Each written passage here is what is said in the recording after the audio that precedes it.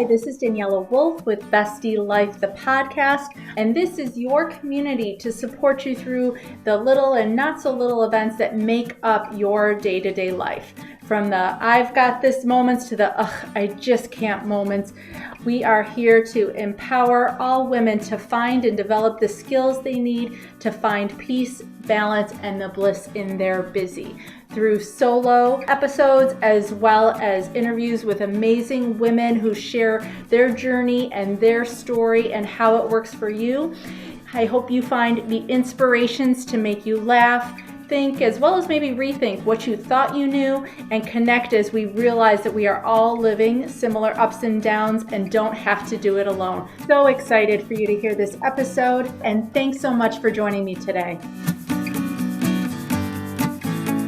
Hi, this is Daniela with Bestie Life, the podcast, and today I'm with Nicole Baker of Life Coach Baker. She is a coach for perfectionists. You're going to love what she has to tell you. She helps you shed the perfection, ditch the hustle, and have some fun. So I'm so excited for you to get to meet her. We've already planned so many great things together. How are you, Nicole? I am doing really good. You just kind of boosted my energy with that intro. Thank you so much. It's so fun to not only be here with you, but to get to see you twice this week because you're actually on my show tomorrow. So this is amazing. Yes. And also just for future planning, keep an eye out. We have talked about doing something IG live about vision boarding, which is neither one of our specialties, but something we both do. And I think just to share the real life experiences of people who haven't studied this, I think will be super fun. So keep an eye out for that. But today is about you. And I would love for you to share your journey as far as how you became a coach for perfectionists, how you help women. I know you have some actionable things you were going to share as far as, being able to recognize what kind of perfectionist you are and stuff. So if you could share a little bit more, I'm so excited to have you got there.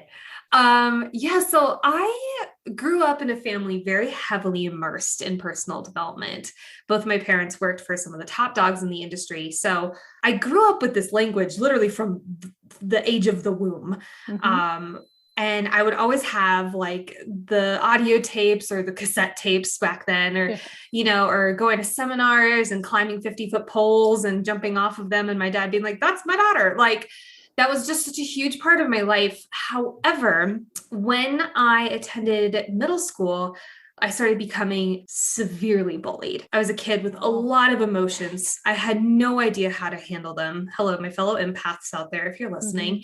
And I just shut down entirely. In fact, I literally one day, I was shoved into a bathroom stall. I was beat up. I was called names I would never call a living, breathing soul on this planet. And something in me clicked that day where it was I can't be imperfect or else I'll keep getting hurt. I have to be perfect. And it became a survival technique, truly, or at least what my brain deemed as a survival technique.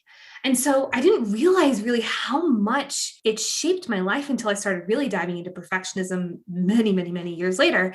But the one thing that would always get me excited, that would always get me a little bit loud, a little bit out of my shell, a little bit in imperfection was theater. I loved being on stage. It was something I enjoy so much. I'm a motivational speaker now, so it makes a lot of sense. But I loved being on stages, and I said, I'm going to do this. I'm going to be on Broadway. I'm going to do all these amazing things. So in order to do that, I need to go to one of the best schools in America. So I went to one of the best schools in America, and I was still dealing with a lot of confidence issues to the point where my teacher sat me down and said, because your confidence is so low, because the way it's showing up, not only in your voice, but how you're performing, you have to get a miracle or leave, basically. Oh, gosh. He was so sweet about it. He is one of the best mentors. I could not imagine a better soul to deal out this information to me. But as you can imagine, it just oh my God, my dream is being ripped away from me because of me. It's no one else. It's me. It's what's going on in my head, what's showing up because of that. So I called my dad, who is the original Life Coach Baker. He's what I named my business after, actually. And I called him and I was like, I need coaching. I've known this stuff since my first day on earth, but I've never implemented it. And it really dawned on me that day that was the big missing piece. And thank God he coached me like a relentless human and he worked with me for about a year. And not only did I completely reshape my mindset, completely reshape my confidence, but now I also graduated as a result, cum laude, by the way. And then I also now asked back to this school that almost kicked me out to give master classes on perfectionism and showing up imperfectly, especially in the performing world. So it's so funny how it's all full circle. But not long after graduating, I was like, I want to do this. Like, this is where my calling is. Like, I love this stuff. So I started coaching performers, learned very quickly that I love performers, but the perfectionist mindset within performers was like the juicy stuff. That's what I loved pulling out of people. And so I pivoted into into perfectionism coaching. And 3 years later, here I am. Wow.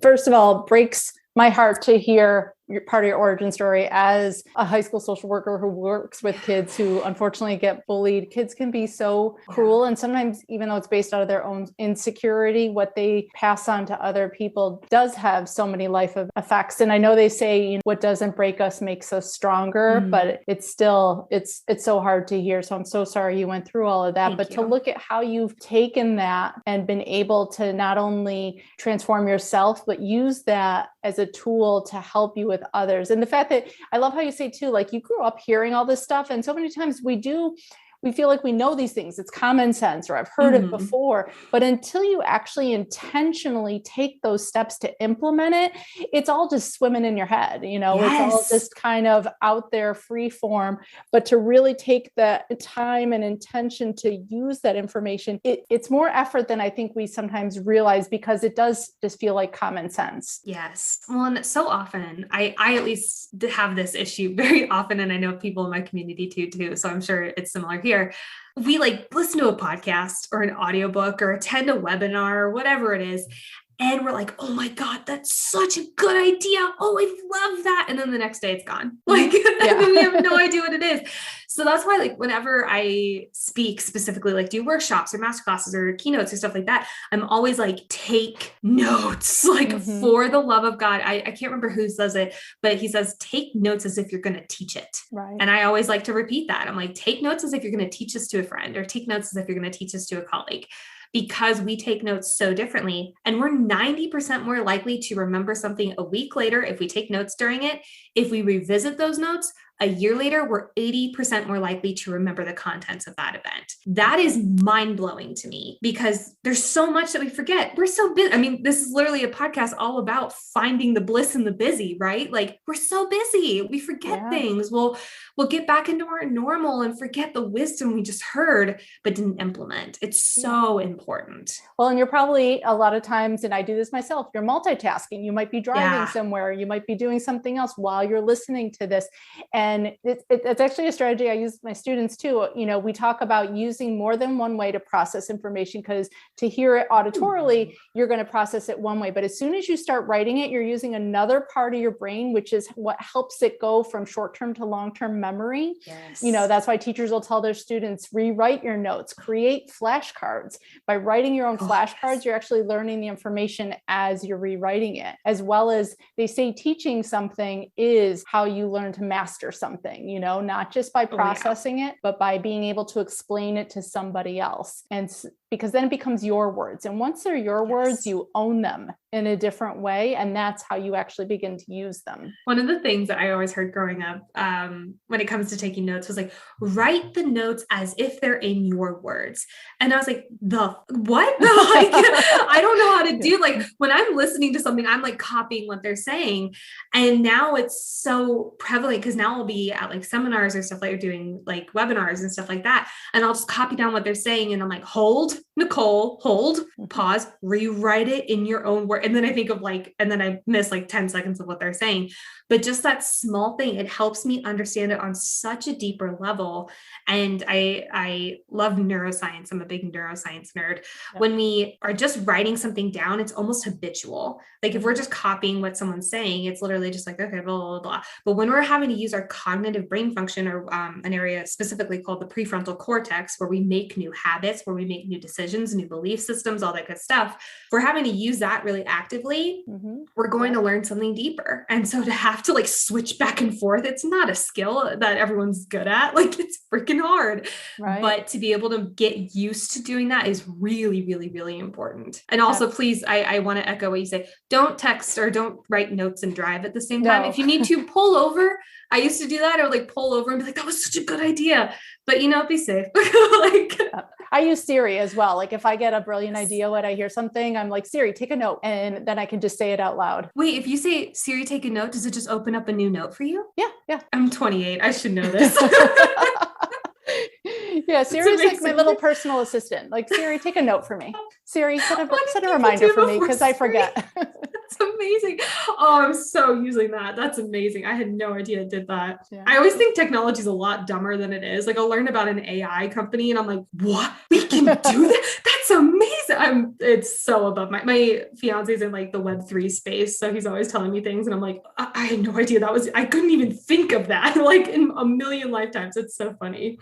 No, if it's hard to learn, I don't do it, but some of the easy stuff I do kind of try and integrate a little bit more. And it does help make some of that day-to-day, even if it's just to like, here's how old I am. I used to call my house on my landline and leave myself a voicemail on my answering machine to remember things. And so this is the new replacement of Siri, start a grocery list for me so that I remember to pick this up and do that. But I used to actually have to call my house and leave a voicemail. That is brilliant. I had never thought of that, but I see TV show like Gilmore Girls. I know they do that a lot in that show. And I'm like, oh yeah, I guess I think I was a little too young when like landlines were a thing and then cell phones started, infiltrating our lives. But oh my God, that's brilliant. It is the way. I even used to call my work phone if I remembered something at night and leave myself a message of something to do at work the next day in the morning. Like it's so much smarter than just being like, oh yeah, no, I'll remember it. And then you get into the office and you're like, no, I don't. No, I don't. Yeah. And it's too stressful to keep track of everything, and that's definitely one of those areas that I'm just as being able to let go of that mental weight and that mental kind of need to keep track of everything from a perfectionist standpoint is one of the different things. You talk about 3 different kinds of perfectionists. Can you share a little bit about that? Happily. So when I first started working with performers and then switching into perfectionists, I noticed that most of the people in my space, whether it was through my podcast or through my clients, were having very similar patterns. They were all having individual, unique issues and more personalized goals and all that kind of stuff and self-sabotaging patterns, but their overarching pattern of how they thought, how they moved, how they were feeling stuck were really similar.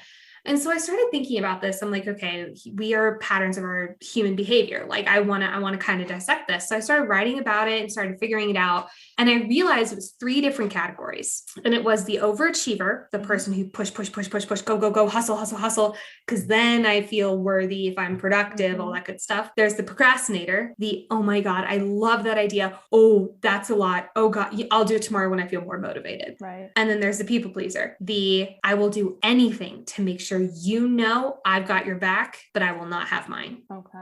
Now, can you be a blend of all 3 or can you switch in and out at different points in time? Because as you're explaining them, I'm like, oh yeah, I could be a little bit of that and a little bit of that and a little bit of that. So that's a great question. And it's always the first one I get. And I love that question because yes, absolutely. But it is when we're in different chapters of our life. Now we can go through different chapters of our life within an hour, within a day.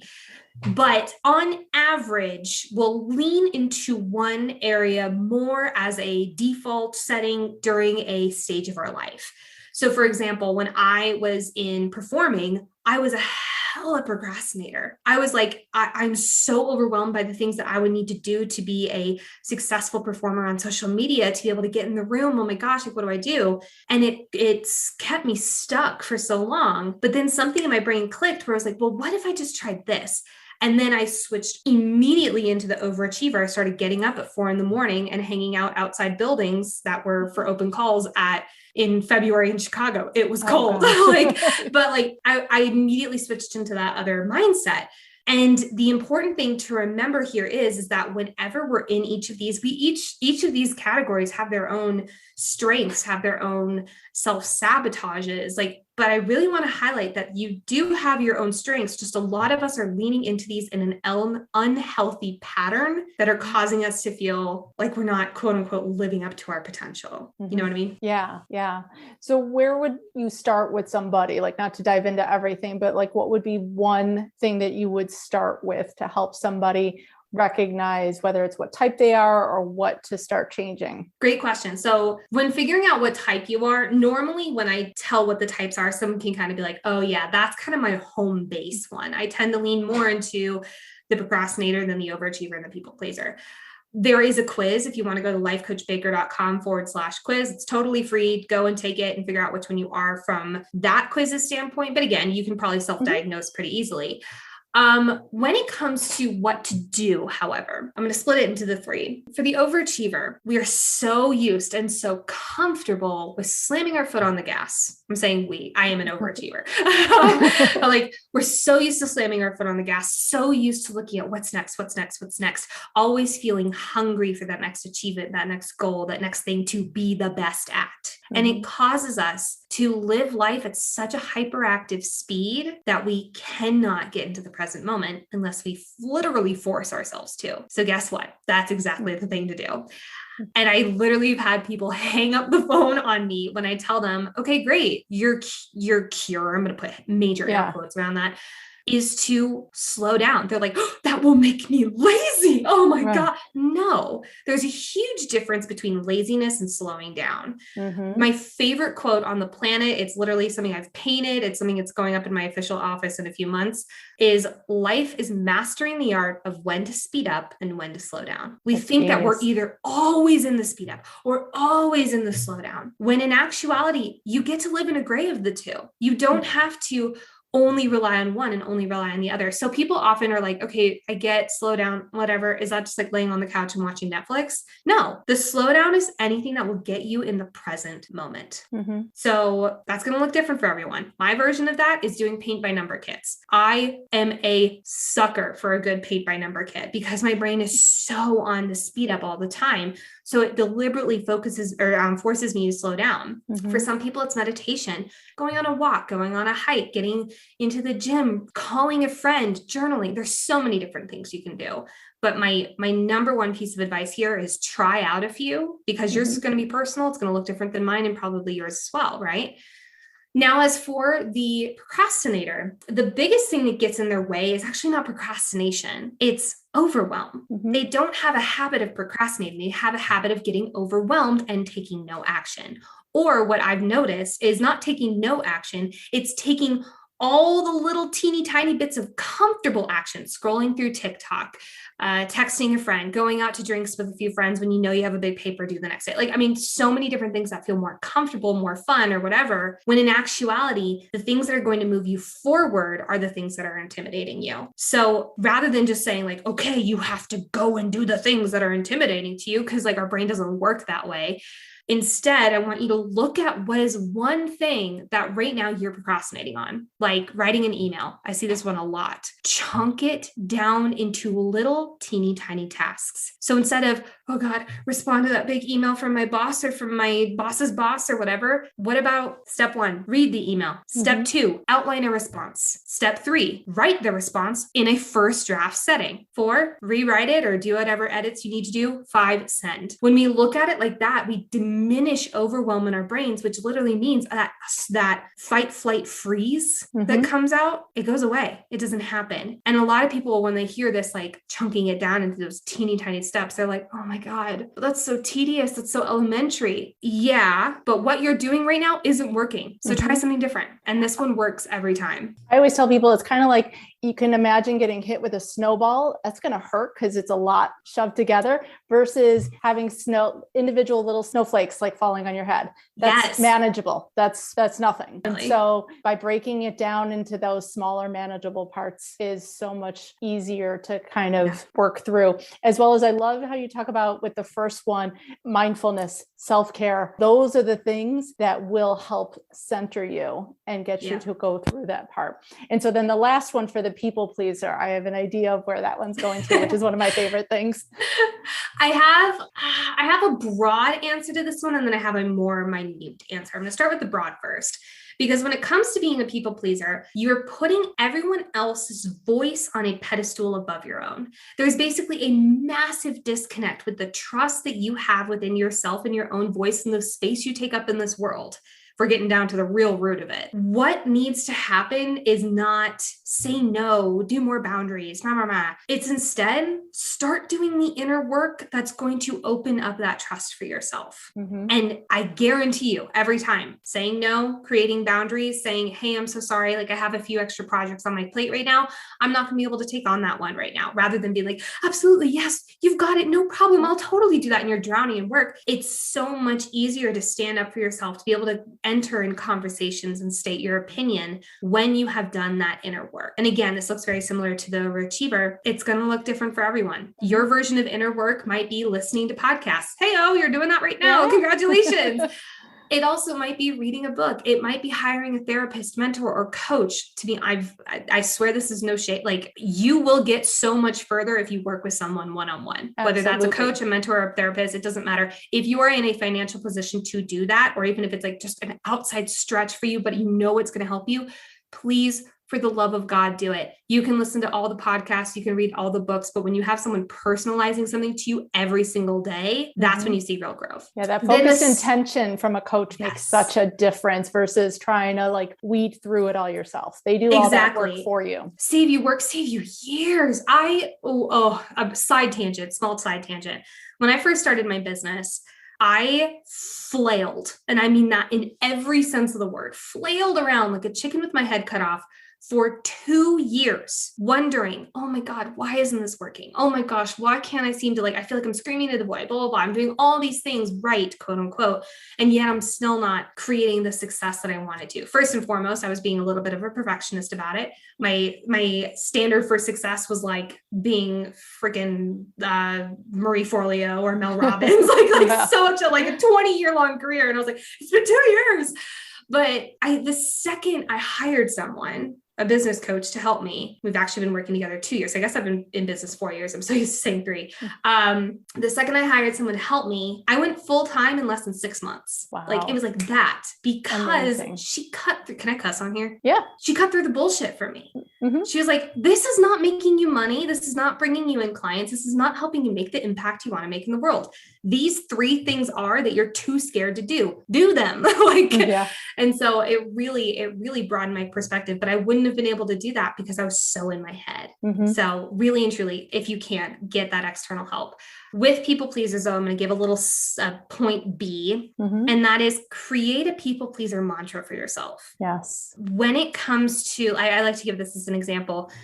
I want you to imagine the version of yourself that can walk into a boss's office or in the kitchen with the partner and be able to truly just say something that is on your mind. Or maybe it's speak up for yourself in a meeting, or maybe it's say no to a project. I want you to imagine the version of yourself that can do that so easily. Yeah. What does that version of yourself believe about themselves? How would they finish the sentence, I am? Is it I am enough? I am powerful. I am worthy. Maybe it's something even more specific to you, but that phrase, that I am phrase, can become your people pleaser mantra. That way, if you know you're about to go into a meeting, you can say, I am worthy. I know I am worthy. And then walk in. You will change the state of your mind, and you will change your energy going into that meeting, and you'll have a different experience. So absolutely. Yeah, no, we believe what we tell ourselves on repeat. Yeah. And so by changing the conversation in your head, you change what you bring into the room energy wise, confidence wise, and the results you get are definitely going to be different. So I love all those things that you just shared. What great starting points. So knowing those things about yourself, I know you said you do paint by numbers, but despair is obviously something that ties into both of our areas and definitely connected us. What else do you do for you? What a great question. I love a morning routine. And I'm actually in the process of kind of switching mine up because it was getting a little rigid. So I'll tell about my new one. I love waking up at 5:30 to 6 is kind of my sweet spot. I journal for a while. And if anything, I at least write 3 things I'm feeling. Because I notice this a lot among perfectionists, recovering perfectionists, people who are in that high achieving, go, go, go lifestyle. We tend to shove away our emotions. And I did that for many years and it was unpleasant. So I write down 3 things I'm feeling with total non-judgment, beautiful optimism, whatever. I write down 3 things I'm grateful for, and I write down 10 dreams I am making happen. And sometimes I kind of write at the end, and I'm patient for them to come to me. And I think that's always kind of an important thing. Then I always take at least 20 to 30 minutes and I read anything from a book about neuroscience, goal setting science, to books about like Untamed, for example, is the one I'm reading right now. So really very huge range.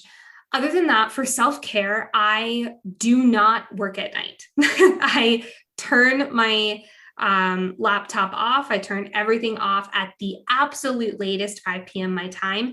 And I turn my brain off and I enjoy it evening with my future husband. Like that is a non-negotiable for me now. Now I'm also in a position where I'm full-time in my business. When I was working 3 part-time jobs, I couldn't really do that. Right. Other than that, you mentioned this at the top of the show, vision boards. I am a stickler of visualization and meditation. I spend at least 10 minutes in meditation and at least 15 minutes in visualization every day. That has been the big, now that I think about it, that has been without a doubt the biggest grounder and catalyst, jumping off point, for me and my business and I'm going to say external success, because I have some qualms with that word, but my external success has a huge amount of that has been devoted to visualization. Right. Yeah. You have to see it to believe it and to know that it's going to be possible. And definitely it sounds like the dreams you write are part of that manifestation and part of where you're directing your energy, and not just in the woo sense of like, you're putting your energy there, but your actions, and actions are energy as well. And it definitely sounds like you've intentionally kind of designed your actions to lead towards all those things. I do. And every Monday, every morning before I start my work day, I have a goal for the week, and I make sure it's in alignment with the overarching goal I'm going after right now, whether it's personal or business. And I make sure I schedule in time for that goal during the week, because or else it will not happen. Our life will get taken up by other things. So I make sure that I spend an hour on Monday afternoon, a 30-minute chunk on Wednesday morning devoted to that. So let me give an example. Right now, or actually last week was a fun one. Last week, I got a email from a really amazing speaking opportunity saying like, hey, we want to move you to the next round, basically, but you need to do a video. So my goal for the week was researching, writing a script, filming, refilming, editing, all that stuff for the video. And it was really short, luckily, so it didn't take a lot of time, but those were the things I planned into my week. And then bringing it back to the procrastinator, I write them in my week chunked down. I do not say work on video. I say, okay, I'm going to write first draft of the script. And I make sure it's chunked down, because if my brain can look at it and say, I know exactly what to do in the next 30 to 45 minutes, I will do it. If my brain's like, that's a little unclear, I'm going to by default reach for something that is easier. Right. Now, as you were saying it, I saw myself, and it wasn't even my goal. I saw myself going into procrastinator mode, like, oh my God, I would have totally gotten paralyzed trying to do all that. Well, and that's exactly why, my first step is not, okay, just do it. My first step is write it out. Now, I do think that some people can get a little into planning procrastination. Like, oh, if I just plan it with the right colored pencils, I don't do that. I just throw it in my Google Calendar and call it a day. But I have also, I've spent 4 years formally training in the science of goal setting. So this stuff is like muscle memory to me. When I first started out, I was like, oh God, like breaking out in hives and sweats. Like, what do I do? But now I know a lot of how to master my mindset around it. And that doesn't mean there's sometimes where I still need to look in the mirror, white knuckling the side of it and be like, pull your shit together, Nicole. There's definitely still days like that, but I now have the tools to deal with it, but it wouldn't have been that way if I hadn't practiced it. And I think we forget that we're allowed to practice and be a beginner at new things. Yes. Yes. And I think getting used to being a beginner is like a new skill to get comfortable with as well. To be okay, sucking at things and whatnot. So I love sucking at things. That's a total lie. But I like to think I love it. And at least if I tell myself I love it, I'll get through that shit phase and then I'll get to the better stuff at the end. I almost intentionally make it bigger on purpose so that I feel like I'm owning it. Yes. Like I I'm love intentionally just not good at it, and that's okay.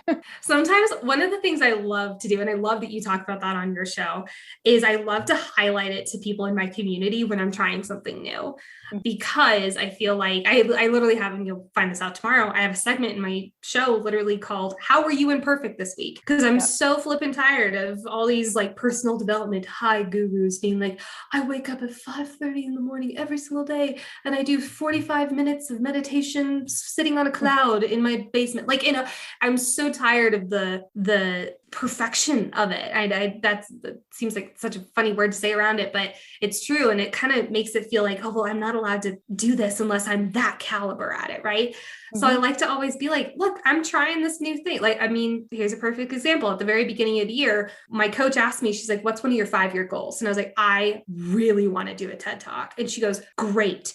By the next time we talk, I want you to have applied for 30. And I was like, what? God.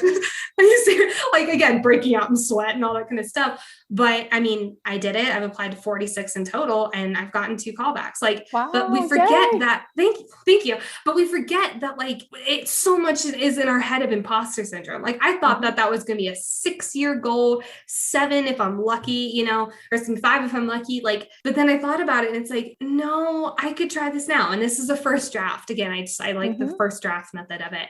And I like to highlight that story because it's not like, oh, look at me and the success. It's I tried something really messily. My first 15 applications were horrible. And we got there eventually. But if I hadn't gotten through those first 15 to 20, I wouldn't be where I am today. Right. We only learn when we mess up. And I think we forget that. Like, that's how we learn. Not because when we learned how to walk, we stood up and we did it perfectly the first time. We learned because we fell. Yes, exactly. And I think, I don't know, I'd love to hear your thoughts on this. I have a theory that social media has had a lot to do with this. Mm-hmm. We feel like we can't fail publicly anymore. Because it's so front facing. Like back then we could fail and the only people who knew about it were the people in the general vicinity. Yes. But now it's like, if we fail, you could get blasted on Twitter or you could do, and it's like, but it could go viral and it doesn't go away. And it doesn't go away. But then like the little survival in our brain kicks off and it's like, well, if you're ostracized from the crowd, if you're pushed out of community, what will happen to you? Like way back when we were like in caves and stuff, if we were pushed out of the community, if we were pushed out of the tribe and left in the dirt, we'd die. Right. We'd literally be dead. And while we as a society have definitely up-leveled, our brains haven't. They're still acting as that. And so there's so much of it that's now highlighted with like this huge, big community of social media, of just the internet in general. And we forget we're allowed to fail and not die. Right. That's absolutely such a dramatic thing, but it's what's going on. No, I mean, it's the whole premise of fight or flight. It's all based on avoiding dying. But now it becomes anxiety over giving a presentation, anxiety over, like you said, sending an email, things that are not going to kill us, but we physically go into that same mode. And that's how we end up paralyzed then, and unable to take action. So gratitude was another thing I know you mentioned you do every day. And that's something I think is a big part of our self-care. What would you say are the biggest things that you're the most grateful for? What a delightful question. I am so grateful for my partner. And I like to be really specific in my gratitudes because I'm grateful for my dog and I'm grateful for how my dog wags his tail when I walk in the door. Those are 2 very different gratitudes, right? And they create a different emotional state for us. So I'm going to say I am actually really grateful for on the weekends when my partner goes and makes me a cup of coffee and he brings it in and he puts it down on my side of the bed and he says, "Good morning, my love," and he kisses my forehead. Aww. And that is just like a treasured experience for me on the weekends. That's a huge thing I'm grateful for, is his presence and unbelievable love and support. Mm-hmm. And I think being able to highlight moments as opposed to some of the broader, my family, my health, while those are good, those moments I think are what really where we find those moments of joy. And that's where we get so many of those emotional benefits of it. So I love that you narrow in on that. Well, one of the big reasons, because I was curious, and when I'm curious, I dive into brain research. I was curious as to why that is, because I noticed that too. And the reason being is because when we write down, like, I'm grateful for my partner, we don't activate the sensory acuity in our brain space. So the sensory, we don't activate the senses in our brain. Right. When we write down this exact moment where he comes in and he kisses me on the forehead, blah, blah, blah, we go back into that exact moment, which activates all of our 5 senses. Right. When we're in a moment, when we have those senses activated, we are changing our state drastically. So I hope that made sense. It's the first time I tried to explain it on air, but I thought that was fascinating, that it literally ignites a different part of our brain because we're using all 5 of our senses rather than just like, oh yeah, that guy that I like, Yeah. Well, it's like thinking of something versus something that makes you smile, like it's that difference, because now you've triggered an emotion. And when you feel different, you act different. And that's where it does become next level. So no, I love all of the things that you definitely can connect this to and that you share and that you offer. Definitely go on the website, take Nicole's quiz. All the links are in the show notes below. And Nicole, thank you. I'm so excited to continue our conversation tomorrow to start talking vision boarding as well. And can just continue it all going forward. So thank you so much. This was a blast. Before we go, I do have to ask, what do you think your type is of the 3? I think I've recently switched, to be honest. I think I used to be probably a hardcore people pleaser. And I think in this newer season of my life, I've probably put myself a little bit into overachiever / procrastinator. So I'm working on that. Amazing. Well, amazing. I know you and self-care are such a close buddies. So I feel like that slowdown is going to be, right. I can't wait to talk about it more tomorrow. I feel like that is going to be something that comes very naturally to you. So yay. Good. Awesome. Well, thank you, Nicole. You're welcome. Thank you. Thanks so much again for joining me today. I hope you enjoyed this episode. Please let me know any questions or comments that you have. Also, if you can please leave an Apple 5-star review so that this episode can be shared with more women. There's 2 quotes that I love. Alone we may be strong, but together we are stronger, as well as when women support each other, incredible things happen. So let's be stronger and incredible together, as well as maybe just have some fun along the way. Thanks so much and talk to you soon. Bye.